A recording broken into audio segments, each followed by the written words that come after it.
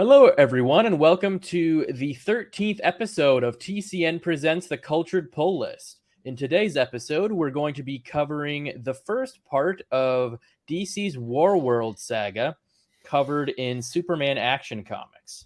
So, without further ado, let's jump into it.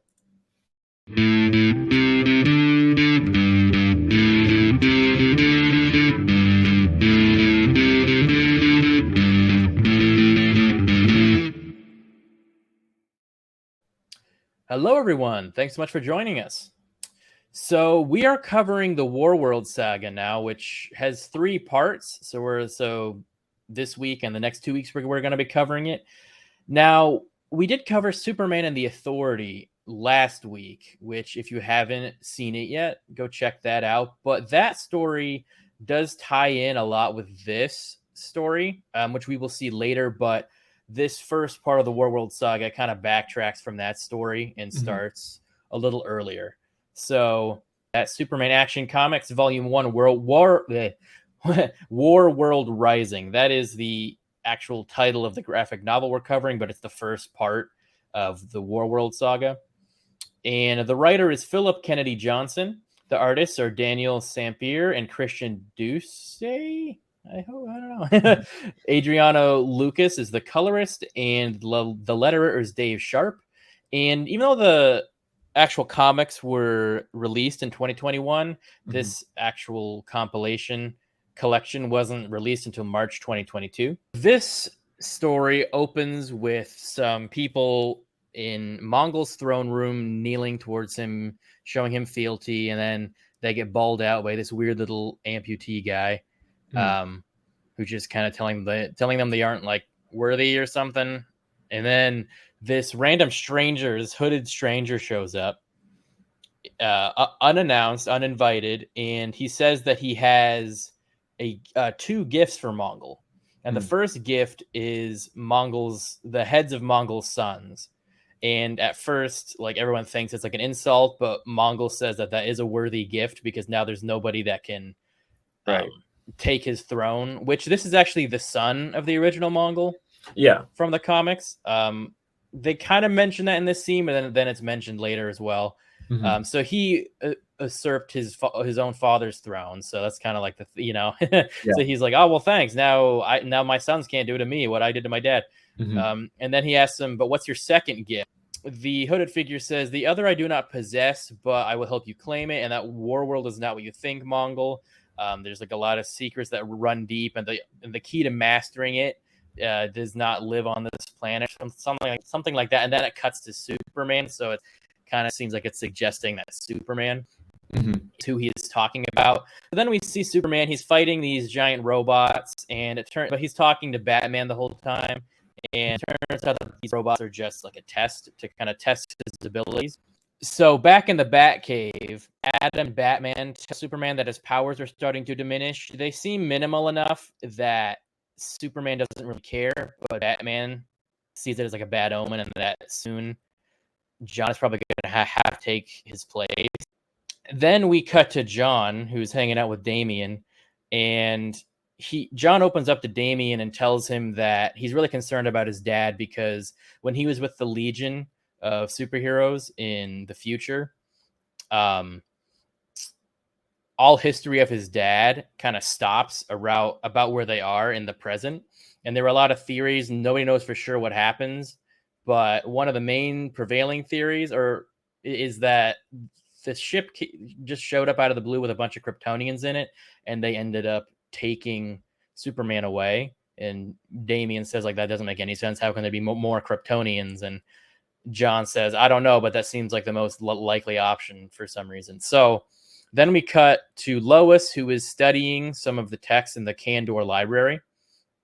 And she and Superman have this quick talk about, he asks her if she's worried about his powers fading, and she says she's not worried because she trusts him and everything. And then Kelex pulls them out of Kandor and tells them that some large vessels showed up over the North Atlantic Ocean. And then we see there's this giant ship, and then there's a bunch of smaller ships. So Superman and John go out to meet this fleet, I guess. But as they're kind of fighting back against these ships, Superman hears what he thinks is a Kryptonian, like a prayer spoken in Kryptonian. So then he takes a closer look and he sees that the smaller ships are actually attacking the bigger ship. So he goes inside the large ship and he finds these people in there, and they're actually branded with this Superman sigil on them. And yeah, so Superman and John end up taking out the rest of these smaller ships. And they then take these refugees back to the Fortress of Solitude, and they run a bunch of tests on them, and they're like in really bad shape. They've obviously been living in these really bad conditions. Oh, and they do come to the realization that all those ships were from Warworld. And Superman reveals to Kara, Supergirl, what he heard. The prayer he heard was Haramathea Ua Thalcus. It's in Kryptonian, and Kara doesn't believe it because, like, how can they be Kryptonians? So then we cut to Superman. He is investigating the wreckage of the giant ship with Arthur, Aquaman, and Vulko. And they're very surprised that this ship even flew because it was obviously put together with a bunch of different parts. It's basically a scrap ship. But they go inside and see that it was powered by this little fragment of something, and they can't really tell what it is. It's not like showing up on any sort of scans as like what this material is, but they said the closest thing that it comes to was the source, which is like in DC, that's like the energy that basically kind of makes up everything. Like it's in everything in the universe. So this is a potentially like really powerful thing that is powering or was powering the ship. But then the Atlanteans take Superman to their prison and show him that the Warworld prisoners that they captured. And it's mentioned that the Atlanteans tried to take off their chains. They all have these chains on them, and apparently these prisoners wouldn't let them take their chains off, which everyone finds kind of odd. But this one big guy who looks kind of like Mongul, he kind of is like egging on Superman. So Superman steps inside to try and like get some more information from him, but all the guy does is attack him. But even though Superman's strength is, beginning to wane, it's still more than enough to totally crush this guy's hand and skull, just the way he just attacks him, which is kind of crazy. I thought this is kind of a cool scene. So back at the Fortress of Solitude, Kara had been doing some digging, doing some research, and she realizes that Thalcus, the person in that Kryptonian prayer, wasn't a god. She was a Kryptonian scientist. She finds it odd that they're basically like praying to some like old scientist. But John isn't really happy that they're even really trying to investigate stuff. He's like, this is a trap by Mongul. And he's obviously very upset because he thinks that this event that's happening now is what's going to take his dad. Mm-hmm. He thinks that's what he saw in the future. So he's not really looking to figure it out. He just thinks it's a trap and wants to stop it. So he gets upset and flies off. And yeah, so there's that. And then Lois, what Kara said seems to spark something in Lois, something she read earlier in Kandor. Mm-hmm. So she says that she has a theory of how these people could be Kryptonians. And I think they scanned them too, and they found out that there were like they were technically Kryptonian, but they had some differences to them. Right. They weren't exactly like genetically the same as Superman and Supergirl and John. Mm-hmm. Well, I guess it's just Superman and Supergirl because John's half Kryptonian. But right. Then we see one of the refugees wake up with a start, and she looks down at her hands and she sees the Superman symbol, and she says no and seems really scared, and she starts wandering around the Fortress of Solitude. Then Keelix shows up and kind of scares her, and she ends up breaking Keelix. So she obviously has seemingly some enhanced strength. And then we kind of get a flashback, and we see that Mongul actually sent. It seems like Mongul sent her and the other refugees to Earth. It seemed like they were. It's not really clear yet, but it seems like they were part of some sort of rebellion or something, and that some of them had marked themselves with the Superman S themselves. But it seems like Mongol sent these refugees to Earth to do something. We're not really sure yet, but it can't be good. Right. So the next thing we see, Superman comes back and he tries to talk to this refugee. And we kind of see a flashback of her as a kid playing with some Superman doll, which is interesting. It's not really clear how they even know who Superman is really yet. And he tries to ask her what her, how like, you wear my sigil, how do you know who I am? And she says her name is Taula, and that there were thousands of us and they were all enslaved seemingly by Mongol, but I guess they were expecting Superman to come, because she says there were thousands of us and you never came. Even when and she mentions Mongol who was, which makes Superman realize that the Mongol he knows is gone. And then she mentions the Mongol who is the son, who's the ruler now. But Superman takes a step forward and tries to take off her chain, and she kind of freaks out and says no, and she ends up shooting some sort of energy out of her eyes, and she's never done that before because she's very surprised by it. But Lois ends up going over and comforting her, and seems to be able to calm her down. So then we cut back to the wrecked ship. The Atlanteans are still studying that power source. And then this one guy with the spectacles, I'm guessing he's a scientist, but he starts acting weird. This is Vulko here on the left, the bald guy. And Vulko starts saying, like, how you're acting kind of weird. Like, are you being affected by this thing? How long have you been hanging out with it? And just as he's saying that, this scientist guy turns into this big monster, just starts freaking out and saying this weird stuff about his dreams that give strength or something. And can't you hear it? He dreams of us now. And so he's just kind of acting like a psycho. So then we cut back to the Fortress of Solitude, and they're trying to fix Kelex, but he runs, I think, a lot of the translation stuff, and so a lot of they're not really like, the Fortress of Solitude is kind of on the fritz, right? Because of that. But they're doing the best to repair Kelex. So after what Tola said, Superman realizes that Mongul is enslaving a bunch of people on Warworld, and after he was obviously moved by what she said and how upset she was that nobody came to save them, that he wants to go to Warworld and stop Mongul. So he goes to Batman, and there's this really cool scene where he's just floating next to Batman, talking to him while Batman is like taking on this criminal who's like in some getaway car. And Batman's doing his thing and like jumping from car to car and beating the crap out of these guys who were shooting at him while still having a conversation with Superman.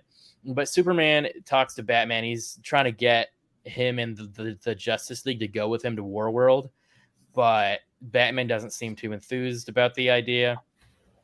But then while they're talking, Batman gets a call and says that Arthur, Aquaman, is hailing the League from the eastern coast of Florida. So Superman goes to investigate, and it's this big monster thing that guy turned into because of that ship power source thing. So the Atlanteans are trying to fight him, but they're not doing so well. Superman tries to. He tries just a frontal assault, but that doesn't work. So he ends up flying down the throat of the thing. And when he gets to the stomach, he sees this weird, like, giant building and a bunch of writing all over, these floating things with writing.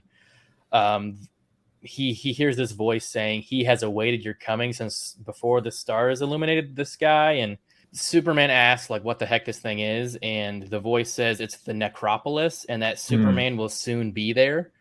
And Superman recognizes some of the symbols, some of the writing, but isn't really sure what it means. And the voice has a lot of other cryptic things, like says few will play as great a role in his story. Kind of similar to what that scientist was saying before he turned into the monster, talking about like his dreams and stuff. Right. And Superman soon realizes that it's an illusion, and he kind of snaps out of it. And then he starts freezing the monster from the inside with his freeze breath. And that actually ends up defeating the monster. That's it right there. It's a big ice sculpture.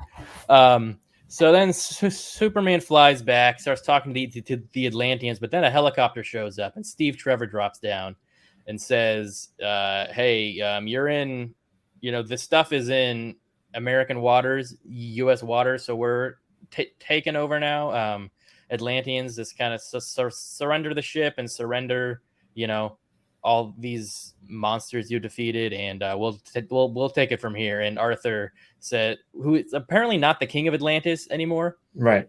But he says, I'm not the king of Atlantis. I don't speak for them. But he also kind of, in the same breath, kind of tells him to screw off.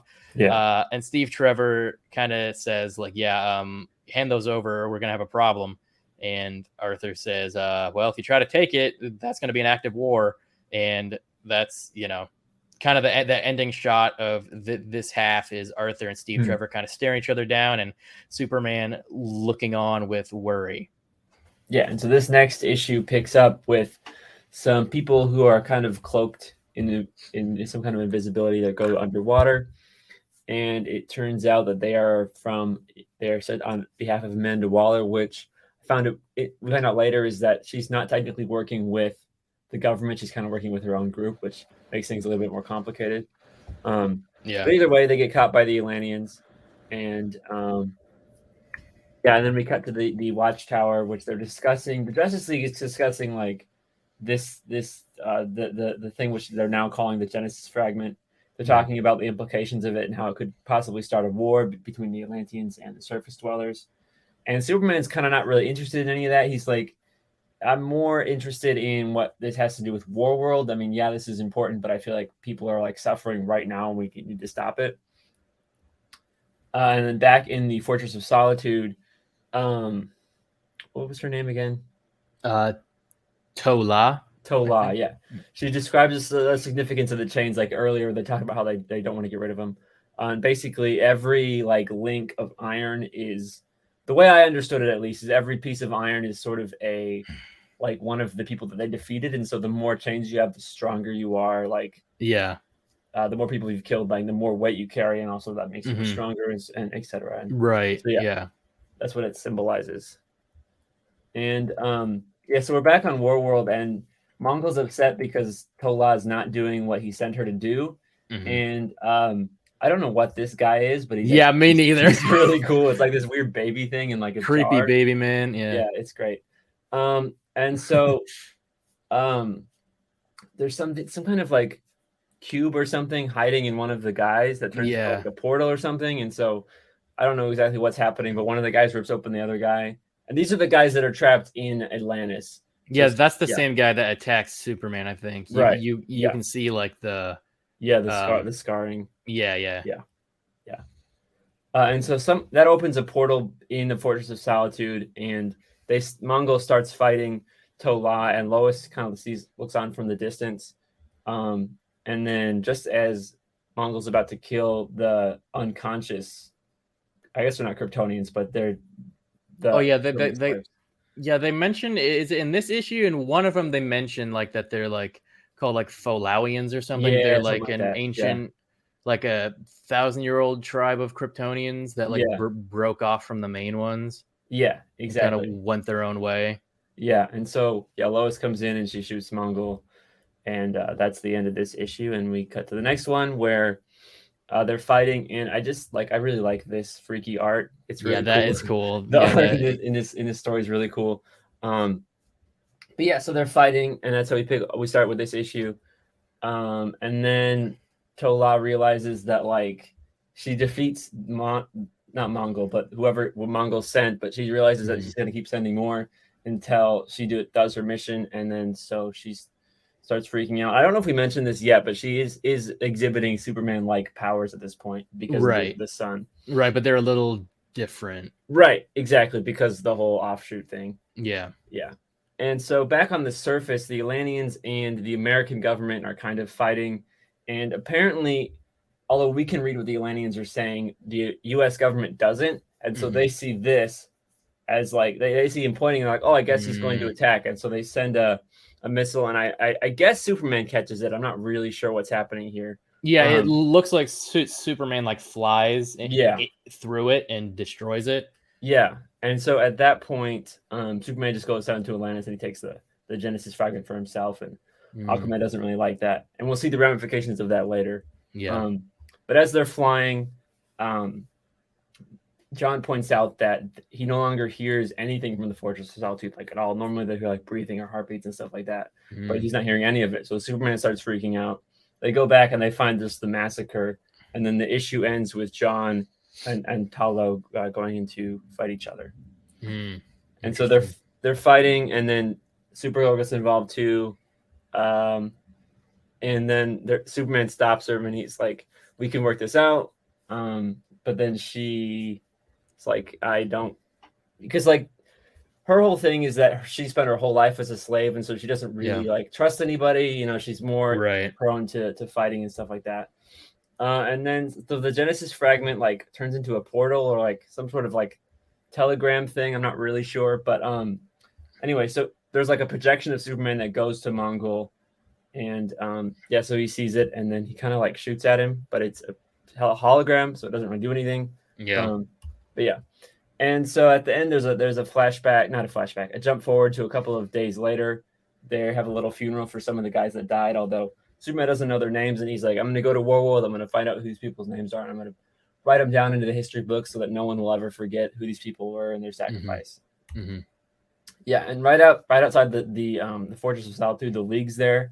And at first, it seems like they're there to comfort Superman, but really they are there to like kind of kick him out of the League because of how he kind of like finagled the U.S. government and all that.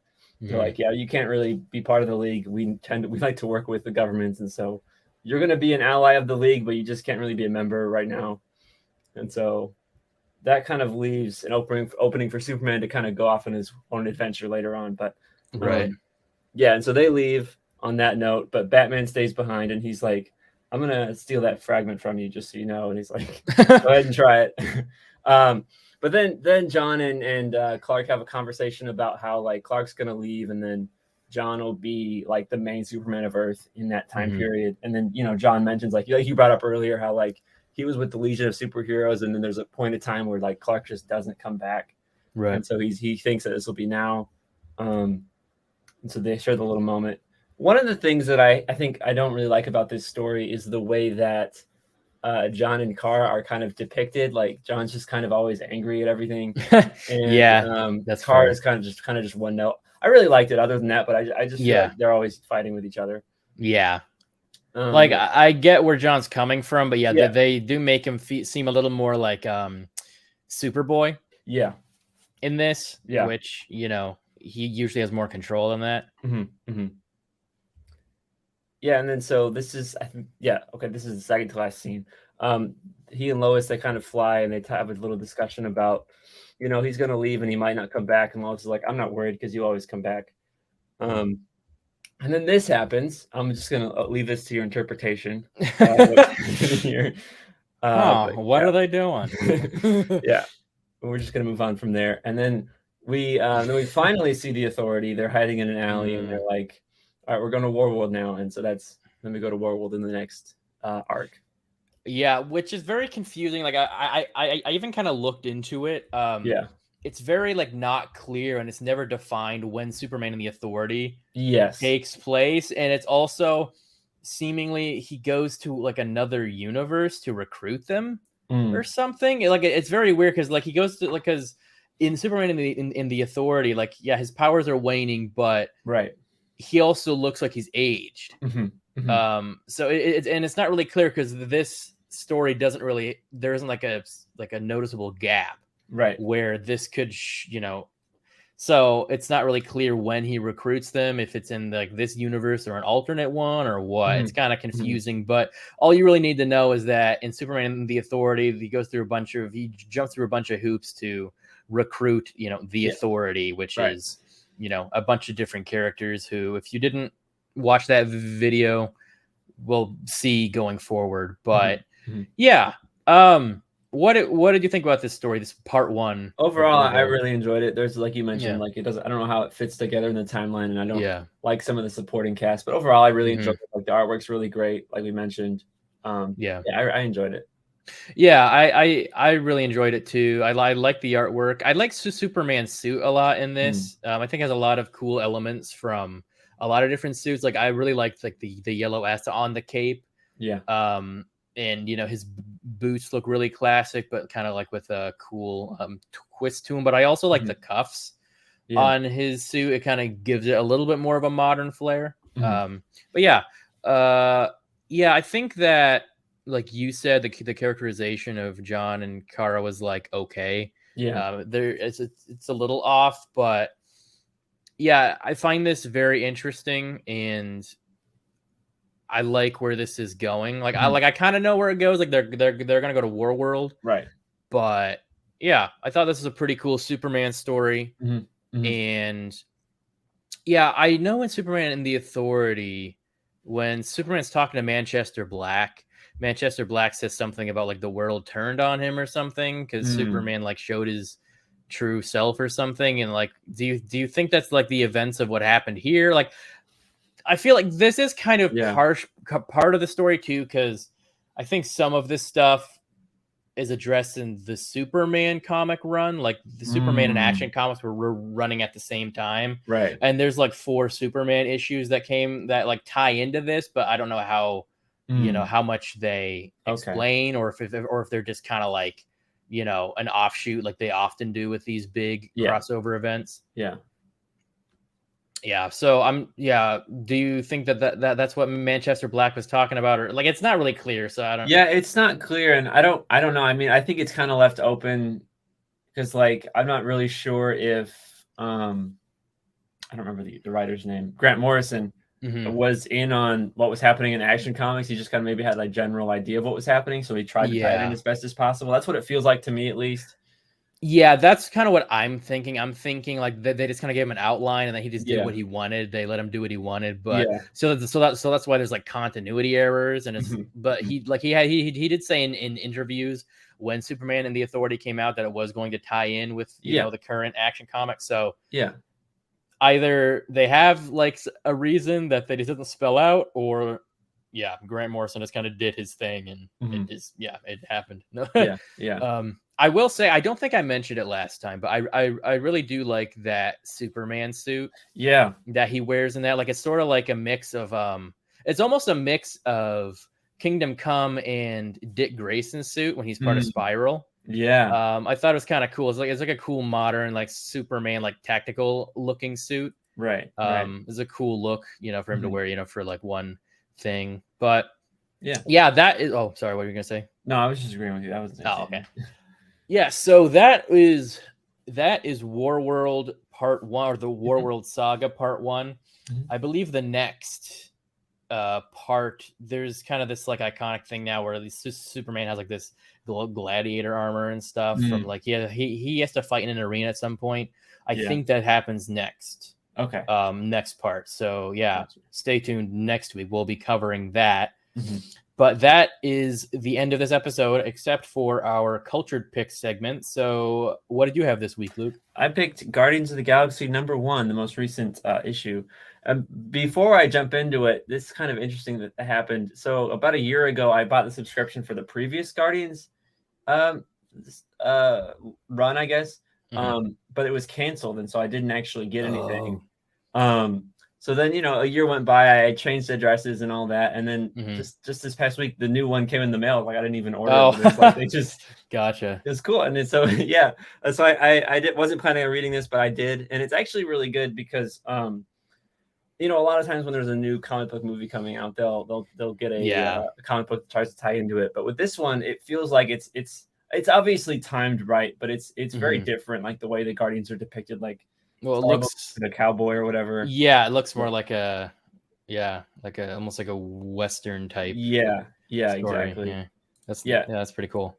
Yeah, it is really cool, and I just like the way that this is depicted, and the way that the different way the characters are done, and like Drax especially, almost like a Hulk kind of character.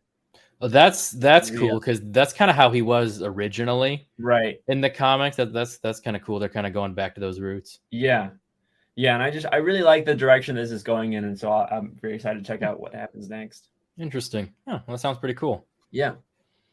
So my pick this week, I don't really have a particular issue, because the only the first 3 issues have come out. But Riddler Year One, it's a prequel to the Batman, and so it is canon and everything. But it's written by Paul Dano, who played Riddler in the movie, and I believe it's under DC Black Label, so it's a little more mature. I think even than the movie, but I think it's only bi-monthly, so it's every other month. So it's not going to come out.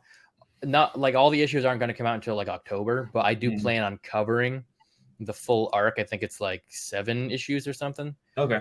But no, I think it's 6. But it's very interesting. Like it really, fleshes out the Riddler character even more, but also just shows Gotham from a different perspective. And it really shows like him discovering all the corruption and how everything, like, because like he seems like he kind of like knew everything in the Batman. And this kind of shows like where he found all his information, how he figured it out. It's very interesting, but also Batman kind of cameos in it. Like he sees Batman a couple of times, and he's like obviously obsessed with him, but you actually do see Batman a couple of times, but it's more like fleeting glimpses of him. It's just a very cool story. I've been enjoying it a lot. Nice. But yeah, so yeah, that was the episode. Thanks so much for joining us, everybody. This has been TCN Presents The Cultured Pull List. If you would like to help support us on Patreon to help us keep bringing you more fun content, go ahead and check out patreon.com/theculturednerd.